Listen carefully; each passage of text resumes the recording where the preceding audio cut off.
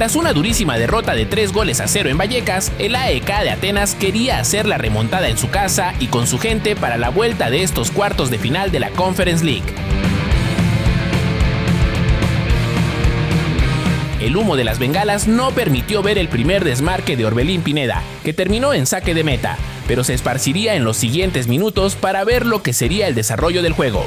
El equipo español jugaba al límite, apuntando a los jugadores con más influencia en el ataque como Pineda. Y lo tenían que hacer porque el mexicano tenía la explosividad y la vertiginosidad para darle ritmo a las transiciones, además de insistir con desmarques de ruptura por el costado derecho, llegando hasta zona final donde quería poner el balón al área. La insistencia por buscar las bandas comenzaba a exigir al Rayo, que no podía salir de este asedio inicial, viendo caer su meta en tan solo 13 minutos cuando Cini jala el gatillo con este escopetazo cerca del área chica. No había tiempo para perder tras haber anotado el primero. El AEK lo sabía y el equipo comenzaba a combinarse por el exterior y el interior, escalonándose para superar lo férreo que podía llegar a ser el mediocampo español. Los griegos respondieron con la misma intensidad al competir por el esférico, y el mexicano adquiriría más importancia como lanzador hacia los desmarques de sus compañeros que con el balón pegado a los pies. Le estaban llenando el área de centros al Rayo, insistiendo una y otra vez por los costados para tratar de encontrar ese remate que terminara por inclinar la eliminatoria, pero les faltaba su 9 con más instinto, ese delantero con olfato para anticiparse en el área chica, que se había perdido el partido por acumulación de amarillas. La única manera que tenía el equipo madrileño de bajar el ritmo era con faltas, acciones que detenían de manera continua la circulación que conseguía encontrar el AEK. Quizá fue por la misma velocidad en las pulsaciones que cometieron el error de hacer un penal sobre Cini que Marín iba a convertir. El águila bicéfala estaba a un tanto de empatar la eliminatoria y no iban a detenerse hasta conseguirlo, mostrándose en una vertiginosidad que recordaba a la que podían ejercer sobre equipos chicos en Grecia. Transiciones imparables que obligaban a recular, desmarques constantes a las espaldas aprovechando el desorden y un área cargada buscando rematador. Orbelín había realizado 3 centros, pero ninguno de estos encontraba al rematador e indirectamente el equipo de Vallecas se iba reforzando en su solidez defensiva, que si bien había sido vulnerada, demostraba tener la capacidad de sufrimiento para afrontar este escenario donde tenían todo en contra. Se fue complicando para los atenienses hacia el final del primer lapso penetrar en las líneas del Rayo, encontrándose con una fisicalidad que no le favorecía a jugadores más pequeños como el mexicano.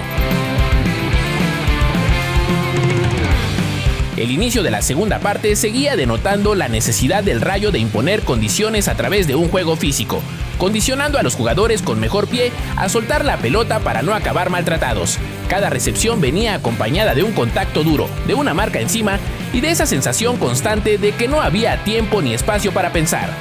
Al minuto 50, el equipo encuentra un hueco entre la defensa del Rayo y pone en el servicio a Cini, que con un imperial remate de cabeza desataba la locura en el estadio. Era el momento de matar al rival y aprovechar el golpe anímico que habían causado empatando la eliminatoria. Pero si algo sabía hacer bien el equipo español era sufrir, no bajar la guardia y seguir jugando con la misma intensidad y dureza. Esta situación quizá fue sorprendente para el águila bicéfala, que tal vez se esperaba un panorama diferente, con un equipo que se volviera timorato. Pero muy por el contrario, el equipo español valoraba sus turnos al bat, adelantando líneas y buscando el gol que les evitara jugar los tiempos extra. Al minuto 60 el AEK se desordena en la presión. Pedro Díaz marca el pase y Orbelín no llega a cerrar la línea. Por el medio aparece Palazón, que aprovecha el hueco que se crea para descontar en el marcador y dejar mudo el inmueble. Con tiempo por delante, el AEK tenía que quemar sus naves, pero delante iba a encontrarse a un Rayo que estiraba el campo, que obligaba a Orbelín a resguardarse hasta la línea defensiva por esta presión sorprendente que no correspondía a un equipo que se había pasado casi una hora corriendo detrás de la pelota. Los de Vallecas recuperaban y de inmediato se desplegaban por este posicionamiento valiente, provocando dudas y mucho desgaste entre ambos equipos. Pineda, con su ligereza en las piernas y capacidad para quitarse hombres de encima, se podía mostrar como una de las claves para regresar al campo rival perdido. Sobre todo en esos momentos donde el AEK necesitaba una conducción limpia o un giro de ritmo para volver a respirar. Además de usar su buen pie para romper la presión de sus rivales, buscando las bandas una y otra vez para reanudar su búsqueda por el cuarto tanto, el mexicano también tenía que ofrecerse constantemente como apoyo en la salida para no dejar que su equipo se partiera del todo. El mexicano vivía presionado en su campo, siendo la válvula de escape más confiable para su equipo ante lo mucho que se estiraba el Rayo, que dejaba espacio entre líneas pero sabía cómo cubrirlo de forma eficaz, cerrando con fuerza cada intento de progresión y metiendo la pierna con mucha determinación. Pineda tuvo un par de destellos donde quemaba líneas y jugadores, pero se iba a encontrar con un auténtico muro defensivo, que seguía peleando, que nunca se quiso meter atrás para que lo pelotearan y metía la pierna con tal de defender este resultado. La del Rayo fue la reacción de un equipo que se vio superado futbolísticamente, pero que no iba a negociar la lucha y el sufrimiento que caracteriza a los equipos españoles. Nada pudo hacer el equipo ateniense. Su dominio de la pelota fue claro, pero no les permitieron asediar la portería que defendía Augusto Batalla. El equipo estuvo a nada de alcanzar las semifinales y tocará centrarse en lo que resta de partidos de liga, donde buscarán levantar el título.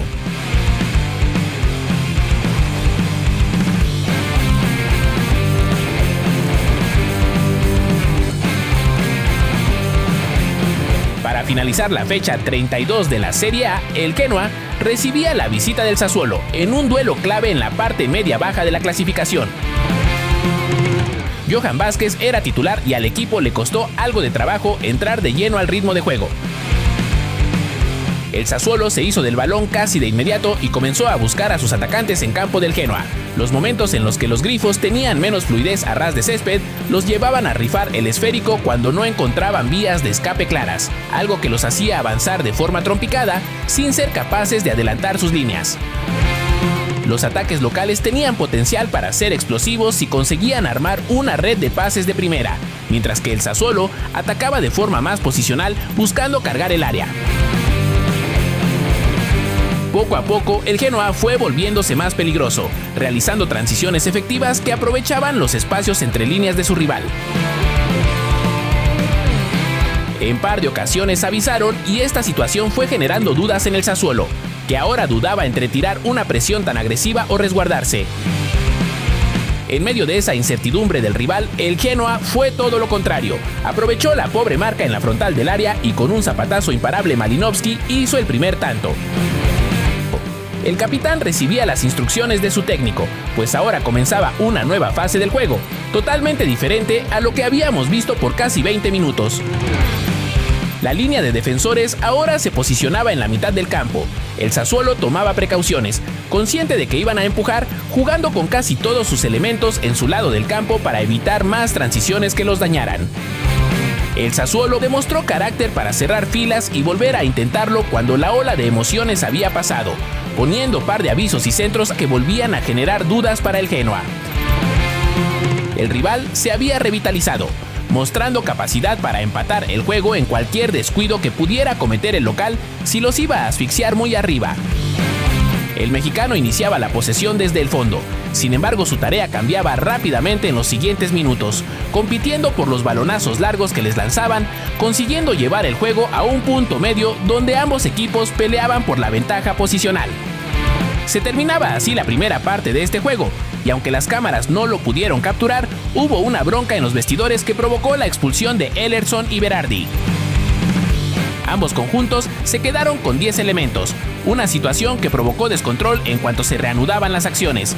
El Sassuolo dejó de especular y fue a por el resultado con agresividad, exigiendo intervenciones de la línea defensiva que comandaba el mexicano. Con un centro al área, Muharemovic se desentiende de su marca. Su remate lo contesta Bigelow, pero nada pudo hacer contra el contrarremate de Koné. Tenía que sacar el orgullo el equipo grifo, sobre todo estando en su campo, volviendo a proponer con un juego más directo que buscara la explosividad en lugar de la construcción. Eso sí, cada vez que perdían la pelota, quedaban caminando por la cornisa, obligados a hacer coberturas muy precisas para que no los agarraran descubiertos a la espalda y no les corrieran a campo abierto. Si antes el control se repartía en tramos más largos para uno y otro lado, ahora todo se había vuelto más inestable, un ida y vuelta permanente que parecía romperse en cualquier momento, aunque sin demasiadas llegadas claras. La banda de la derecha se fue volviendo relevante con el desborde de Junior Messias, que al minuto 84 realizaba un jugadón con pared incluida, siendo el cubán finalmente quien empujó el esférico a las redes. Johan reconocía el esfuerzo de su compañero con estos gestos, pero de inmediato tenían que volver a ponerse el overol porque aparecían los atacantes del Sassuolo en la frontal del área, con más urgencia que ideas tratando de empatar el juego. El Genoa se quitaba la pelota de encima y esperaba atrás, cuidando el resultado con oficio hasta que el árbitro hizo sonar su silbato. Gran victoria que los deja a 9 unidades del descenso, ubicándose en el lugar 13.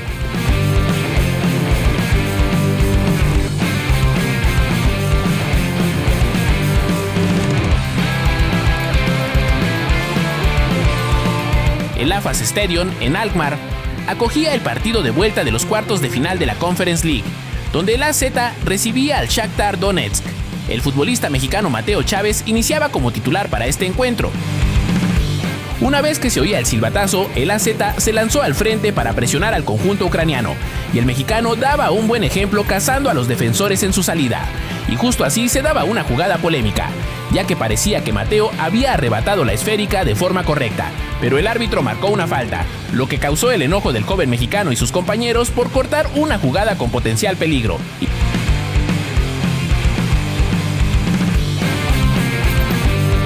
Después de esta acción, el encuentro seguía su curso y el Shakhtar iba ganando terreno, y en consecuencia empujaba a los neerlandeses a no descuidar la saga, bajando así el arranque intempestivo de los locales.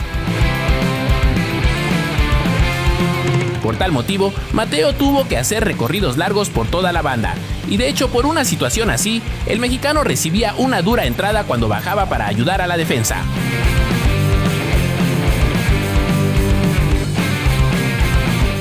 Pero la intensidad del juego no permitía a ningún bando aflojar, y de hecho Mateo no se achicaba, pero también cometía imprudencias como la falta que hizo, llegando con fuerza desmedida y siendo pintado de amarillo por el árbitro. A estas alturas del partido, el equipo visitante había implantado un ritmo que le convenía, pues se jugaba mayormente del lado del AZ, ya que los queseros tenían que recurrir a trazos largos para competir y que esto desatara alguna acción que los favoreciera. Es así que, acabando el primer tiempo, el oriundo de Nuevo León iba a disputar una bocha por el cielo, y fue allí cuando Vinicius Tobías le propinaba un patadón en el muslo al azteca. El árbitro parecía haber olvidado las tarjetas en casa porque no fue ni apercibido y el VAR tampoco quiso intervenir. Después de algunos minutos se pudo levantar, aunque se notaba que aún tenía el dolor, así que caminó a la banda para hacer tiempo hasta que se sintió mejor para entrar. Chávez quiso animar a su equipo con pases al frente, pero ninguna proyección encontraría un destinatario correcto para lo que él intentaba. Así terminaba la primera parte, pero Mateo no saldría a la cancha, pues al inicio del segundo tiempo sería relevado por Isaac Steiner Jensen. Sin embargo, el gol lo encontraría primero el Shakhtar al minuto 57 por obra de Alisson Santana. El equipo de casa lograría descontar para alegría de su afición por medio de un tiro libre que ejecutó Isaac Steiner Jensen. Al minuto 80, Matej Shin capitalizaba una jugada que se originaba a balón parado, para acercarse un poco en el marcador. No obstante, el conjunto ucraniano los alcanzaba en la pizarra al minuto 82 para finiquitar el encuentro. El partido terminaba 2-2, pero en el marcador global el Shakhtar pasaba con un contundente 5-2, dejando al AZ eliminado en los cuartos de final de la Conference League.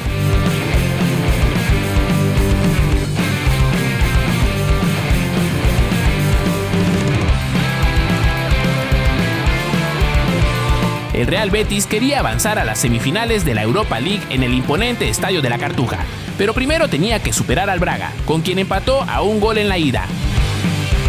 Álvaro Fidalgo, que ha tenido nula actividad en Liga, sí arrancaba este juego, con marcados desmarques entre líneas que le permitían al conjunto verdiblanco avanzar metros, teniendo especial presencia en la zona de la derecha, esperando la pasada de los laterales y en pérdida del balón saltando a la presión rápidamente. Un desmarque a las espaldas de la defensa lo ponía de frente al marco. El defensor se resbala, se queda sin comodidad para chutar y tratando de apoyarse, defensa y guardameta se llevaban las palmas en esta acción.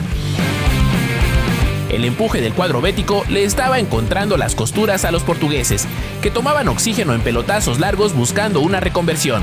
La realidad es que cuando el Betis tomaba el esférico tenía la creatividad necesaria para ir eliminando una por una las líneas de sus rivales, girando el juego con rapidez para ir encontrando los espacios. Si bien el Braga se posicionaba en los límites de su área, sería una oportuna recuperación del México español, lo que provocaba esta acción en la que Salsouli se clavara para poner el centro que Antony remataba con precisión para mover la pizarra. Fidalgo vivía un momento productivo al ocupar todo el ancho del campo, presionando la salida, descargando y saltando la línea para ser opción de pase en la zona de ataque. Este recorrido y versatilidad que tenía el exjugador del América era importante para que el equipo no quedara en inferioridad numérica, sirviendo como un conector constante en miras del ataque. Los intentos del Braga morían casi de inmediato ante un Betis encendido, muy metido en el partido, que estaba encontrando en la calidad individual de sus futbolistas la vía para imponerse a un rival que no solo se veía rebasado en lo futbolístico, sino también por el peso del escenario y por la energía con la que estaba saliendo el cuadro verdiblanco. Llegaba el segundo tanto en apenas 26 minutos y parecía que la fiesta iniciaría en Andalucía. Y más todavía porque Salsouli llegaba de atrás para aprovechar la acción que hacía Antony y marcar el tercero. Pero se iba a echar para atrás por este fuera de juego que encontró el VAR. Tras varios minutos de dominio casi total, llegaba un bajón de ritmo natural en el meridiano del primer lapso que le permitió al Braga poder reforzarse atrás y respirar en medio de un panorama tan asfixiante que había provocado el local. En 40 minutos hay un mal despeje en el área. Marc Bartra y Llorente se chocan, en lo que los portugueses aprovechan el hueco para que Víctor le devolviera la vida a su causa. Este fue un punto de inflexión en el desarrollo del juego. El Betis no podía poner el balón a ras de pasto, sumado a la nueva vigorosidad que habían encontrado los visitantes tras el gol, que ahora llegaban con más contundencia a los duelos, siguiendo a sus marcas y tapando espacios de un equipo que por lo menos 30 minutos estaba paseando por el campo.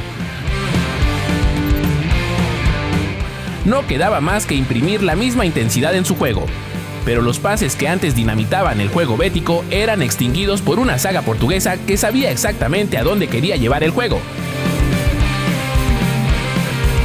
Al medio campo le estaba costando horrores recuperar el norte cada vez que el juego se partía con trazos largos, viéndose lento en la toma de decisiones y demasiado ansioso por volver a marcar diferencias en el resultado.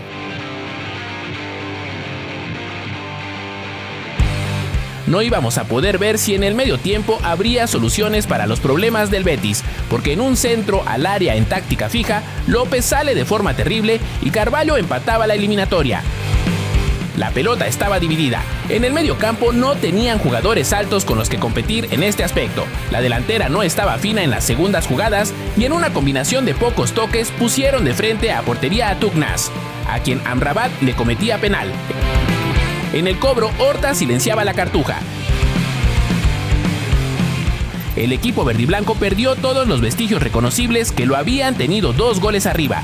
Nadie se ofrecía, ya no se generaban movimientos de desmarque y por sobre todas las cosas, el Braga había decidido que esta eliminatoria no se les iba. Fidalgo, con una participación intrascendente en la segunda mitad, se marchaba del campo. No obstante, los cambios no consiguieron revolucionar la actitud apática del equipo, que encajó el cuarto con este gran golpeo de Gorbi. Decepcionante final para el Betis en esta Europa League, en uno de esos partidos que demuestra que el aspecto emocional es tan importante como el táctico en duelos eliminatorios.